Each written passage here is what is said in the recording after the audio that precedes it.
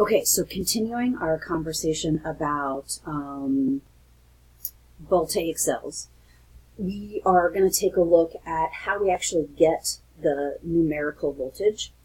So just one more time for review, here is an example of an electrochemical cell. We've got the two half cells separated from each other. Here's a little bit of a different situation, however. We've got hydrogen gas as one of the components. So since you can't make a hydrogen electrode, basically what we do is we use a solid platinum electrode, and the platinum is not going to react, and so the reaction that takes place at the surface is the reaction for hydrogen ion and hydrogen gas. So under standard conditions, remember that we're using 1 molar of solutions, and the hydrogen gas is at 1 atm for standard conditions. So here's an example of what the cell diagram looks like. So the zinc side looks very similar to what we saw the last time, but now we've substituted in the hydrogen half cell. So notice that we have hydrogen ions in solution. We also have hydrogen gas at 1 atm. So those are all kind of in the same state, under the same, in the same area. And then the electrode itself is the platinum. So even though the electrode doesn't participate in the half reaction, you still have to show it in the cell diagram. And so again, oxidation is going to take place at the anode. Reduction is going to take place at the cathode. And when you combine them, you get the overall half reaction that we've described. But how do you know what the voltage is going to be? Well, you can measure, you can set up those two half reactions and you can measure the voltage, but you do that for every possible combination and there's no really set standard.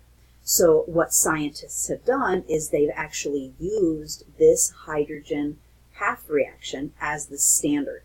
They've assigned it a value of 0.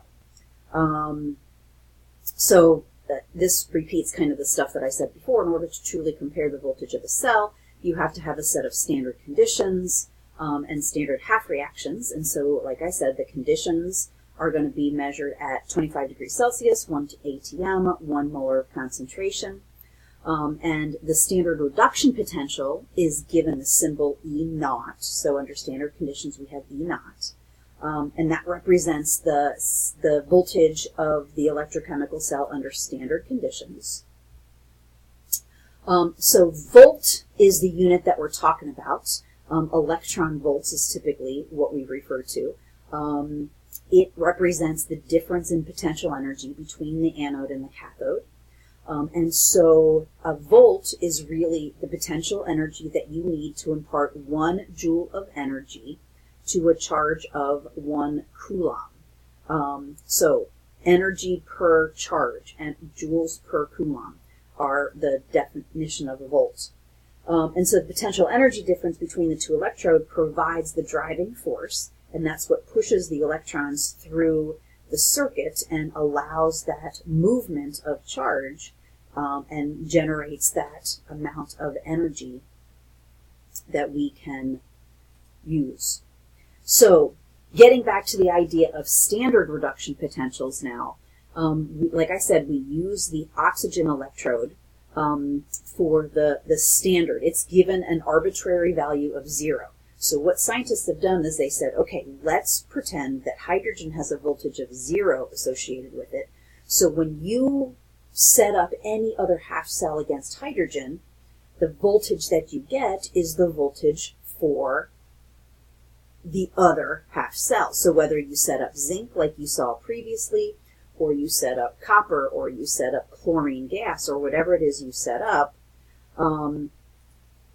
the standard reduction potential is, or the standard reduction half reaction is this thing. Whoops, where's my arrow? It's disappeared. Okay, hang on, let me go back. So the voltage for this half reaction, and there should be an arrow here, I'm not sure why it disappeared, is the hydrogen ion going to hydrogen gas at standard pressure under standard concentration. It's assigned a voltage of 0. And then what they've done is everything else is compared to hydrogen. So this is actually a really big activity series of reduction reactions. And all of the numbers that you get are comparing it to hydrogen. So things at the top really want to undergo reduction. And so you can see the voltage is very highly positive. These things want to change the way they're being shown. The things at the bottom don't want to change. So notice their potential is negative. They don't want to undergo this reaction, so they are negative. If it's spontaneous, you get a positive voltage. If it's non-spontaneous, you get a negative voltage. So the E naught is for the reaction as you see it written. So typically you're going to see reduction potential sheets. And so the voltage that you see is for the reaction the way it's written. Okay, the more positive, that means the greater tendency that substance is to be reduced in this case, because this is a reduction potential activity series. Half cell reactions are reversible. If you change the reaction, if you flip the reaction, you need to change the sign of the voltage because you're doing the opposite. If this is a spontaneous reaction for fluorine going to fluoride, then fluoride going to fluorine is a non-spontaneous reaction. The thing that you don't do, however, is if you have to use stoichiometry to get half reactions to balance and so forth, you do not change the voltage for balancing purposes. So the voltage stays the same whether you use 1 mole of F2 or 8 moles of F2.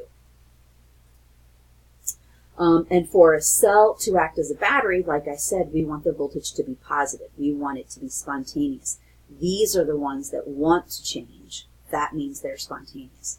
To try and do this reaction, negative voltage means non-spontaneous. So the types of cells that we've been looking at, galvanic and voltaic cell, those are the ones that produce their own energy. They're spontaneous. The voltage is positive. This is what happens when you have a battery working or when corrosion happens. When iron rusts, that is just a natural tendency that happens spontaneously. That actually does generate energy, although it's so small and so slow that you can't notice it, but we could harness that energy if we had a way. Electrolytic cells are the opposite kind of electrochemical cells. Electrolytic cells are the non-spontaneous type. That means it requires energy to get them to work. Their cell voltage is negative, and you see electrolytic cells when you do something like electroplating. That means we're going to deposit a very thin layer of metal on top of the surface. So jewelry is electroplated, or utensils or some sort of decorative metal plates or whatever are electroplated. And electrolysis is also a positive thing. Electrolysis, for example, we're going to do the demo. I'm going to separate water into hydrogen gas and oxygen gas. To do that, we have to apply energy, and that's called electrolysis. All right, so let's take a look at some examples using those reduction potential things. So we've got two half reactions. What we want to do is we want to balance them and figure out if the reaction is going to be spontaneous based upon the voltage of the cell. So aluminum 3 plus going to aluminum, copper going to copper 2 plus. If you look at the reduction potential sheet, you will see that aluminum has a negative voltage. So aluminum isn't one of those substances that really wants to lose electrons. It doesn't want to undergo reduction. Copper, on the other hand, has a positive voltage, so the reduction of copper is positive. But we're not trying to reduce copper, we're trying to oxidize copper. So notice that even though reduction is positive, we're trying to do the opposite, negative. So what are the chances of this reaction happening spontaneously because it's giving us a negative voltage? Yeah, not going to happen. So here's what we wind up with. Multiply this by 2, multiply this by 3, add them together. Here's our half reaction. We've accounted for 6 electrons and 6 electrons. So the reduction, that should be not RED, that should just be cell. Sorry, there's a typo there that I missed until just now. This should be the E naught of the cell is negative 2.00 volts, which means that is not going to be a spontaneous reaction. This reaction would not be good to use it as a battery. It's an electrolytic cell, not a galvanic cell. To create a galvanic cell, when presented with two half cells, naturally, the elements are going to self-select so that the more favored state is going to be created, and so it'll be spontaneous. You can determine what will be the anode and what will be the cathode simply by figuring out what do we have to do in order to guarantee the positive voltage. So here's the big idea. We want to make sure that we have a positive voltage for a cell. So let's consider this. We want an electrochemical cell that will act like a battery. So what are we going to have to do? We've got a cadmium electrode and cadmium solution, chromium electrode and chromium solution. Okay, so reduction potential says the half reaction for cadmium ion going to cadmium is a negative 0.4. For the chromium reduction, it's a negative 0.74. So now these are both reduction. We can't have reduction taking place in both cases. One of them has to be oxidation.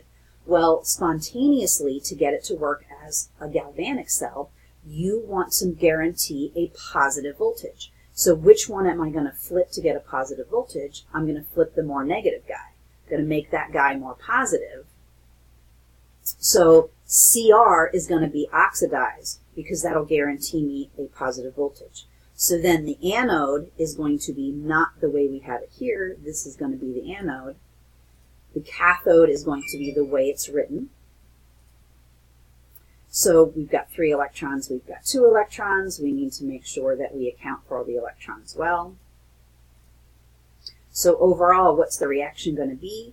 Chromium losing electrons to become chromium 3+, cadmium ion gaining electrons to become cadmium metal. So the voltage for the cell is going to be just the anode plus the cathode. But remember, for the anode, we've got to flip this. So it's going to be negative 0.4 plus 0.74, not minus 0.74. So we wind up with a voltage that is positive 0.34, not huge, but still it generates its own energy.